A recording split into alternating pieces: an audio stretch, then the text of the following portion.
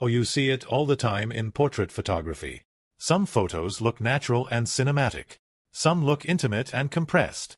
And some feel strangely distorted. But here's the surprising truth. Most of the time, the difference isn't the camera. It isn't the lighting.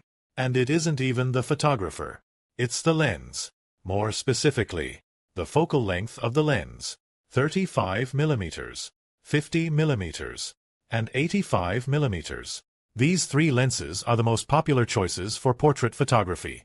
But they don't just zoom differently. They completely change how a face looks in a photo. They change perspective. They change background compression.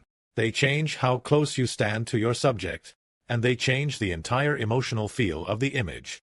Today we're breaking down the real differences between 35 millimeters, 50 millimeters, and 85 millimeters lenses, so you can understand which one actually creates the portraits you want.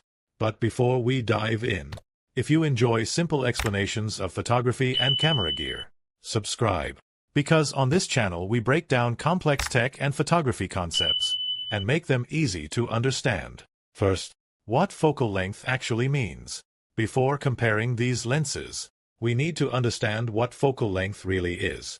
When you see a number like 35 millimeters, 50 millimeters, or 85 mm, that number represents the distance between the lens and the camera sensor when the image is focused. But in photography, focal length mainly affects two things: your field of view and perspective compression. A smaller number like 35 millimeters shows a wider scene. A larger number like 85 millimeters shows a narrower, more zoomed-in view. But focal length doesn't just zoom. It changes how objects appear relative to each other, which is why faces look different depending on the lens you use. Second, the 35 millimeters lens. Let's start with the 35 millimeters lens. This is considered a wide-angle portrait lens. When you use a 35 millimeters lens, you capture more of the environment around the subject. This makes it perfect for environmental portraits, street photography, lifestyle photography. You can show the person and their surroundings. For example, a chef in a kitchen, an artist in a studio, a traveler in a city street. But there's an important trade-off.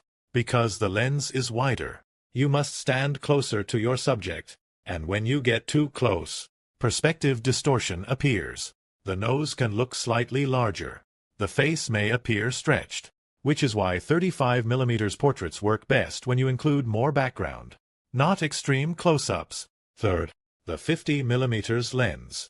Now we move to the 50 millimeters lens. This is often called the nifty